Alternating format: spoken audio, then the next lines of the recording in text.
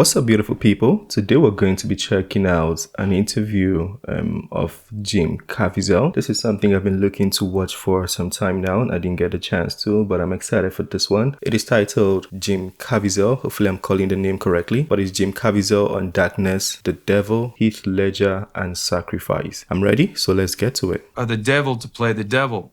I think many actors make that mistake.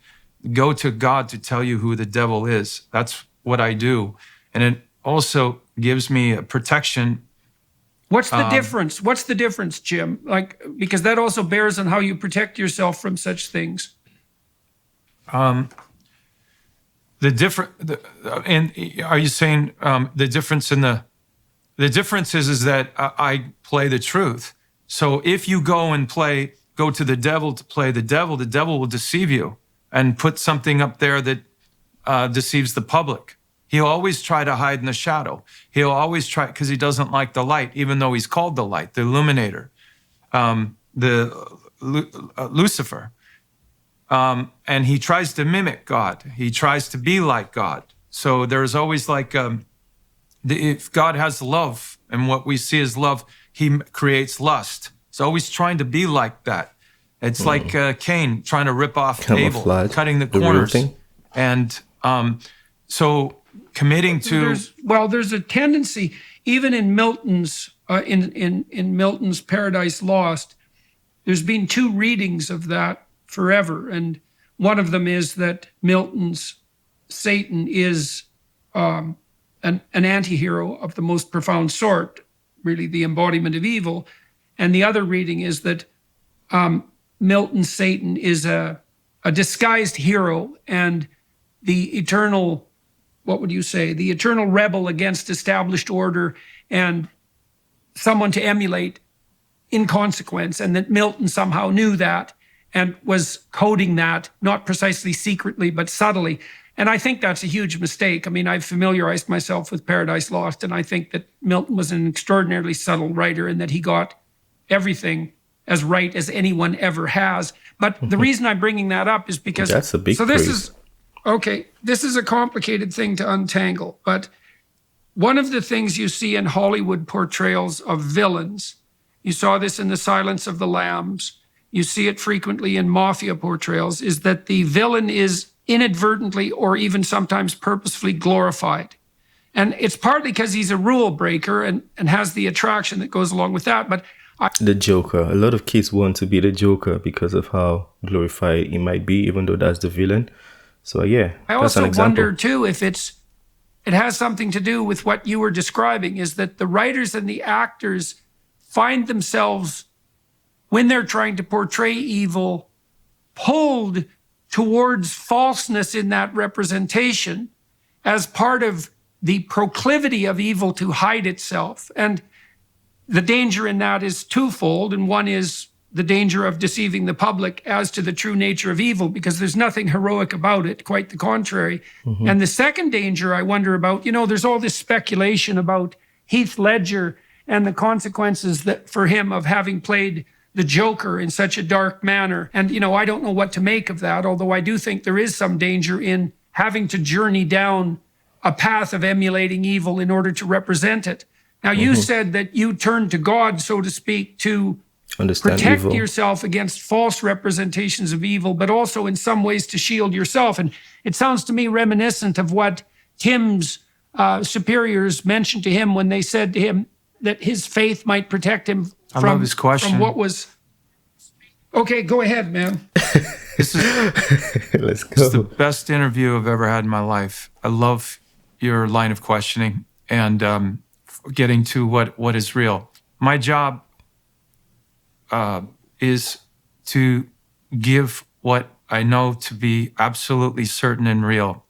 I hooked into Tim, has a childlike quality to him, and I stay with that innocence, and don't take that innocence as weakness.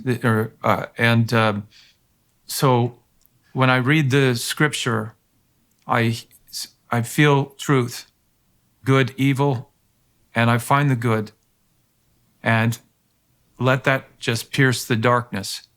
And it has to pierce. And I know what that light is. And I know that deception, that when I start hearing about For example, in your life, when there's two masters here. One is from the evil, wicked side, but he comes in through your ego. And the other one is the light side that tells you what you might not want to hear, but you ought to hear. And it's not manipulative. It's truth. So I go to that side, then I pray, then I go through it. Like the Passion of the Christ, I looked at the Shroud of Turin. And there were two men, Christian Tinsley and Keith Vanderlyn, who are experts in makeup. And both of these men were agnostic. And they looked at the shroud that Mel Gibson presented to them. And one particular way, the way it is through the negative, however they were able to show it, you can see the track lines of Jesus.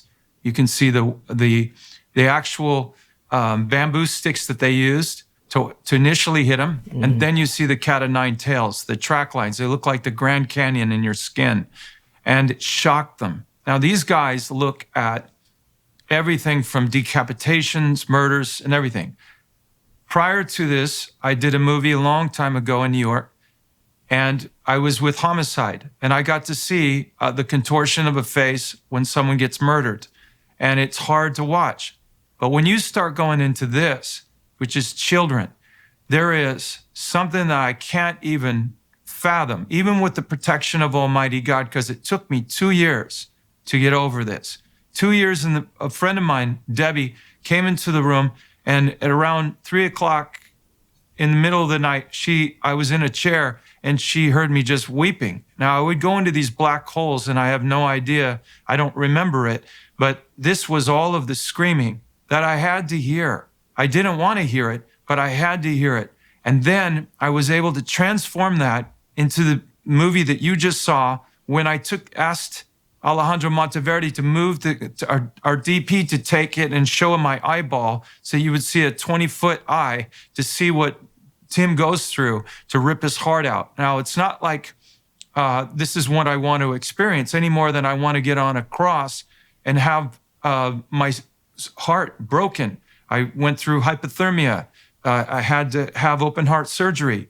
I was electrocuted, struck by lightning. I understand the necessity of what I was going to have to go through could help bring people back to God, to wake them up.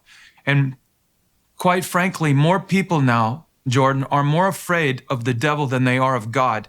Absolutely true. Absolutely. And I keep saying this. Good is just so powerful for you to be fearful of evil. Understand the power of good and you won't be afraid of evil. Yeah, that's so true. So true.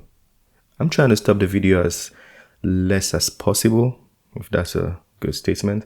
But yeah, I don't want to disrupt it so much. Let's take it back a little bit. And quite frankly, more people now, Jordan, are more afraid of the devil than they are of God because they want a happy Jesus. And the problem is that eventually, Jordan, we all are going to die. Eventually that is going to happen. But people, the power of the devil deceives to say, no, you're going to be around for a long, long time. And they never wake up. And eventually there is a judgment, and then you have to decide, or God decides, not how you want to see yourself anymore, but how God sees you. And how God sees you is who you really are. And so that's how I chose to go at this particular case. I had no choice but to go in. And I hear the screams in my heart. I hear the screams because of the agents that I got to work with, got to show me things. And one particular time, he says, "Are you sure you want to go further?" But I was weeping so hard. I said, this is what Tim goes through.